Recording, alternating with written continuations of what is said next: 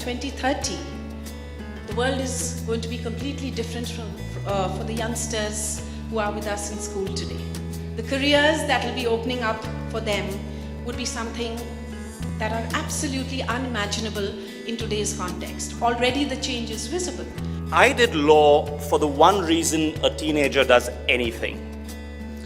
I did law because my parents didn't want me to do law.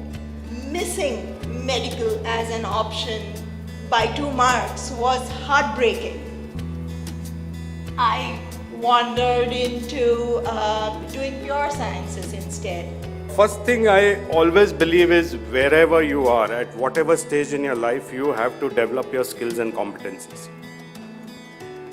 You may be a successful businessman, you may be a successful educator, you could be anything, whatever you do in life. Most important thing, this was the first rule I learned from my management guru: always develop your skills and competencies. I was fascinated by cars, I was fascinated by business, I was fascinated by engineering. I also like medicine, but I really, till date, I'll run away from my room if there's a cockroach in the room. Since the beginning, as far as I can remember, and when I say as far as, I'm not talking of 9th, 10th grades, I'm talking of as small as 2nd, 3rd grade. I always wanted to become a doctor. What is design? And I'm going to take you through the journey of design. I'm not a professional designer. I've not studied design through my academics. I've picked it up as I've gone through different phases of my career. What I want to stress is what you are learning right now creates the right foundations for you to go into these careers and do. And interestingly, we are actually trying to leverage what you know and put it in practice in the business. I've had my share of mentors. Yeah. Guess what? There is no such thing as a perfect mentor. You're going to get conflicting messages. And here is this guy who thinks, I want to do something different in life. And guess what? I apply to be in a hospital. And everybody thought that I was off my rockers, right? And that's a conversation that many of you will have amongst yourself. You tend to follow the course that many of your friends, your family, your other colleagues, and everybody else will pursue. Conviction of wanting to do something different doesn't come naturally to most people.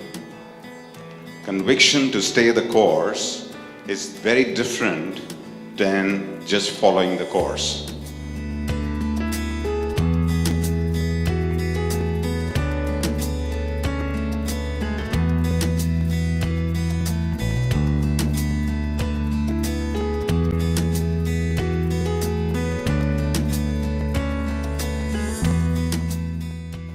I went on to work with a few other companies and then to consult with the Tuscany region of Italy for the government. And it was during one of my travels there that I happened to meet David, a photographer, who was looking at some of the pictures I had taken in the middle of the day. And he said, why did you take this particular picture? And as I looked at the image that he was pointing at, I launched into a conversation that I didn't know I was capable of till that moment.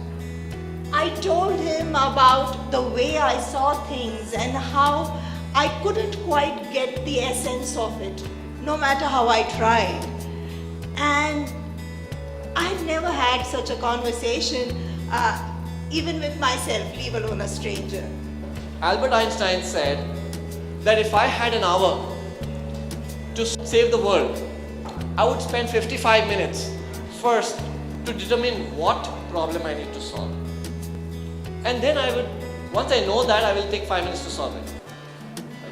Design is essentially that. It's framing as much as it is problem solving. To excite you a bit more about engineering and technology, I was working in GE Healthcare. So we were making these devices called cath labs, right?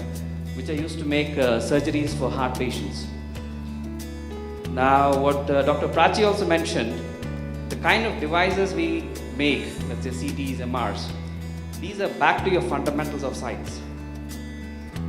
So if you are thinking, like an electron emitting energy is falling from its KLMN shells, and if you are excited by that, and you want to work on creating cutting edge technology, right, in the healthcare field, it's a lot of options out there. And we day in, day out, work on these technologies to solve medical problems, to take care of healthcare problems. An unfortunate incident happened in the family. I was around 14, 16 years old. I lost my younger sister to diphtheria. And I think that was the time when the interest became determination. I knew that now I have to do nothing else but be in medicine. That was the time. I have to change the world, why she could not be treated and why it cannot be cured and why somebody cannot be. There are a lot of whys that came to my mind, and I had to do something to change the world. Project management is about managing your cost, time, quality, and the most important, the human resources. How can we be free but live in an orderly and organized way? How can we have our own choices while respecting the choices of others? So what should you be thinking about when you think about doing law? And you'll have people who'll come and talk to you about all the eminent lawyers that there have been. They'll tell you that Bipin Chandra Pal was a lawyer, and Bal Gangadhar Tilak was a lawyer, and Chitrandran Das was a lawyer, and Jawaharlal Nehru was a lawyer, and B.R. Ambedkar was a lawyer, and Mahatma Gandhi was a lawyer. And you'll also have people who will come and tell you that I know lawyers who can teach snakes how to crawl. So when you think about becoming a lawyer, you'll have that inspiration, but you should also have a thick enough skin to deal with lawyer jokes.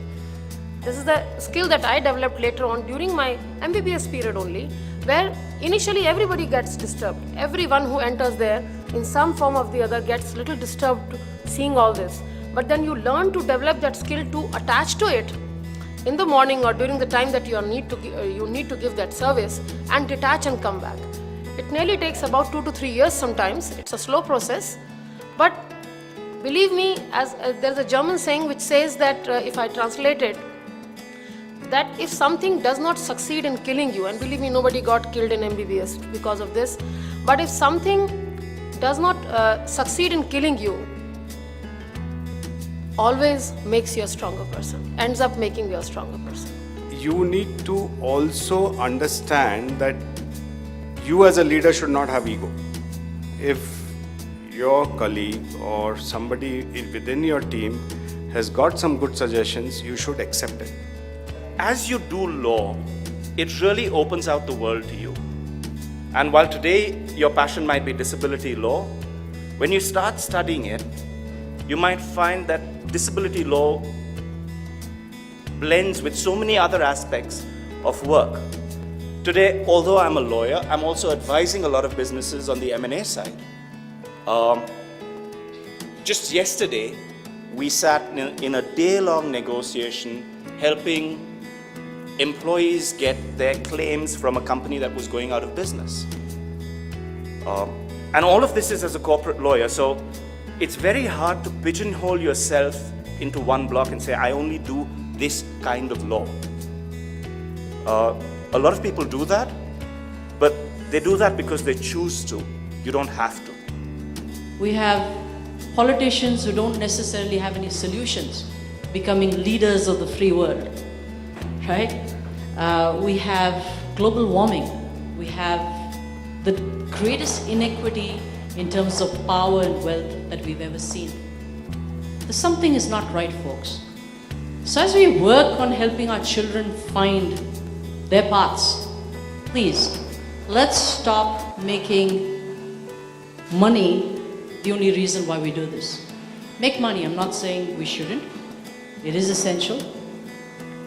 But while doing so, make sure we contribute to making the world a better place. Contribute to humanity in any which way that you can, because it comes back. So the question therefore for all of us is that the opportunities that we see sometimes will look very narrow today. The opportunity frame looks very, very narrow in front of us. But when you start looking at it and seeing what it will be in the next 5-10 years, you will find that the horizons are very, very different. So it is, again, conviction. And guess what?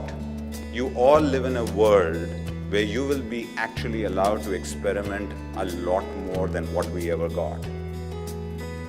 The opportunity that you will have to experiment with different things, with different media, with different knowledge opportunities in terms of how you will gain knowledge is very, very different than the world that we lived in. So if some of us 25, 30 years back could think of things very differently, you should actually be thinking about it today. Because your world is that much more cohesive, it's that much more centric, it's that the forces around that are pulling you a lot more together rather than diverse. Going ahead about the mentoring program, you would agree with me that in today's globalized and a very highly competitive world, our children are exposed to immense pressures, expectations, both on the academic front as well as on the front of what are the career choices that they're going to make, as well as other pressures that they sort of endure and are putting up with, accepting them, but sometimes not being able to deal with them. So I think it is our duty as stakeholders in the lives of our children, both as educators at school and you as parents, to provide those scaffolds that our children need to feel competent enough and equipped enough for the life ahead.